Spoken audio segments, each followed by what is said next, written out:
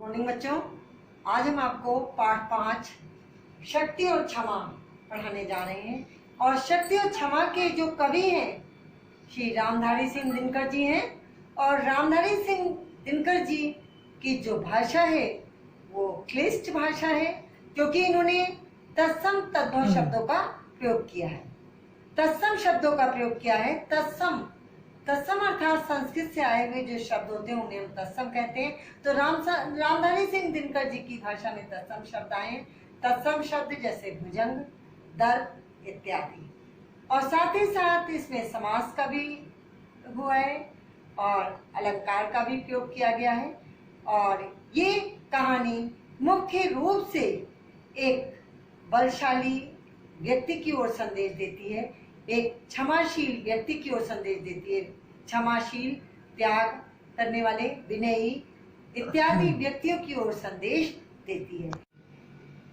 क्षमाशील, दया, तप, त्याग, मनोबल सबका लिया सहारा, नर व्याघ्र तूने सुयोधन तुमसे, कहो कहाँ कब हारा।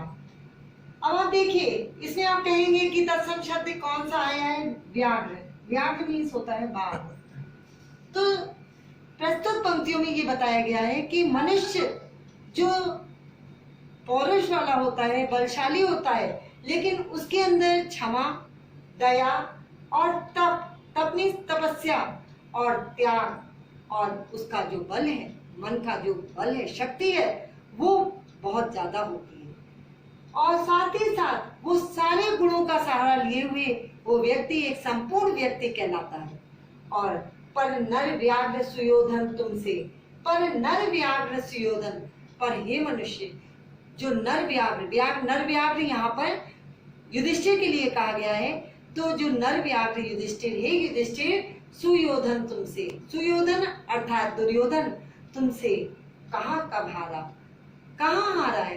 तुम उसके प्रति क्षमा रखे, उसके प्रति दया रखे, जब तक उसके प्रति तुम क्षमा और दया रखते रहे, तब तक तुमसे जो है वो दुर्योधन हारा नहीं है। इसमें भीष्म पितामह ये संदेश दे रहे हैं कि हे युधिष्ठिर, जब तक तुम दुर्योधन के साथ में जो है वो क्षमा रखते रहे, तब तक दुर्योधन तुमको कायर समझता रहा और तब तक तुम उससे जीत नहीं पाए। जब तुमने अपने पौरुष का बल दिखाया, जब अपना पुरुषत्व दिखाया, तभी तुम दुर्योधन से जीत पाएंगे। यस बच्चों, मैंने शक्ति और क्षमा का 8 लाइन का वीडियो आपको भेजा था। और 8 लाइन के वीडियो भेजने में मैंने ये भी बोला था कि इसका एक उदाहरण है। तो उदाहरण है, 3 दिवस तक पथ मांगते रघुपति सिंधु किनारे।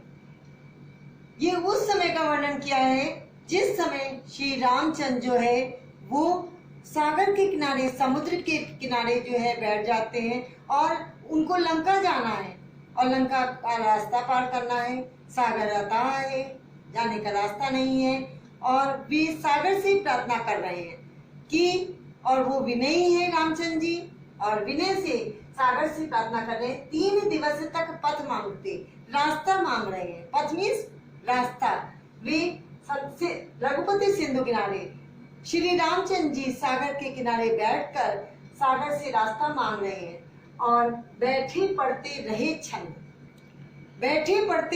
छंद अर्थात उस समय पूजा पाठ में जो है लोग छंद पढ़ते थे और श्री राम भी छंदों का उच्चारण कर रहे थे सिंधु को प्रसन्न करने के लिए, सागर को प्रसन्न करने के लिए। और अनुनय के प्यारे जो श्री रामचंद्र जी थे वो विनयी थे और अनुनय करने वाले थे, विनम्रशील थे, और वे सागर से विनय कर रहे थे। उत्तर में जब एक नाद भी उठा नहीं सागर से, उठी धड़क पौरुष की आग राम केशर से। उत्तर अर्थात बच्चों, उत्तर के 2 अर्थ होते हैं, एक तो उत्तर जवाब और दूसरा उत्तर दिशा है। तो यहाँ पर जो उत्तर का प्रयोग हुआ है वो दिशा के अर्थ में हुआ है। तो उत्तर में जब एक नाद मीन्स आवाज, उत्तर दिशा से जब एक भी आवाज नहीं निकली, एक भी आवाज नहीं आई, तो उठा नहीं सागर, मतलब सागर की ओर से एक भी जब आवाज श्री राम ने नहीं सुनी, तो उठी धड़क पौरुष की। तो उनके पुरुषत्व की, उनके बल की, उनकी शक्ति की जो है वो आग धड़क उठी, और वो आग जो है वो उनके बाणों के रूप में जो है वो सागर की ओर गई।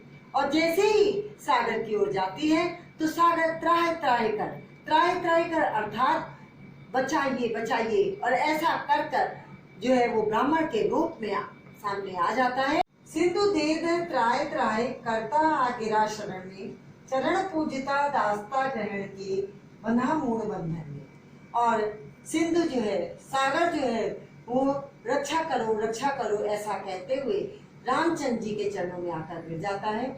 और जो है वो अज्ञानी जो है चरण पूजता दास्ता ग्रहण की, अर्थात भगवान के चरणों की पूजा करते हुए उनकी दास्ता को, उनकी गुलामी को ग्रहण कर लेता है और कहता है आप मुझे अपने चरणों में स्थान दे दीजिए और बंधा मूढ़ बंधन में।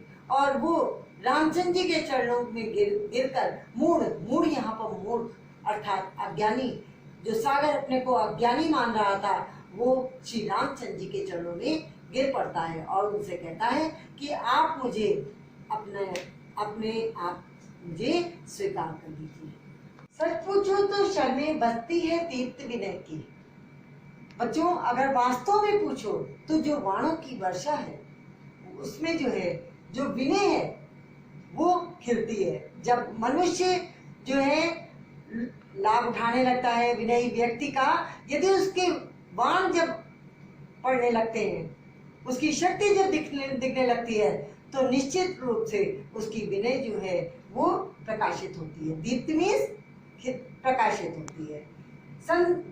संधि वचन पूजी उसी का, संधि वचन पूजी उसी का। और जो संधि मीन्स होता है मिलना, और मिलजुल कर जो है वो शक्ति पर विजय प्राप्त कर सकता है।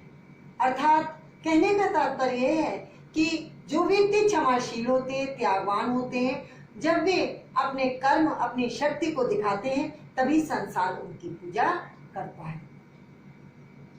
ये शक्ति और क्षमा कविता हमें ये संदेश देती है कि मनुष्य को हर क्षेत्र में अपनी शक्ति का परिचय देना चाहिए, क्योंकि बिना शक्ति के वो उन्नति नहीं प्राप्त कर सकता।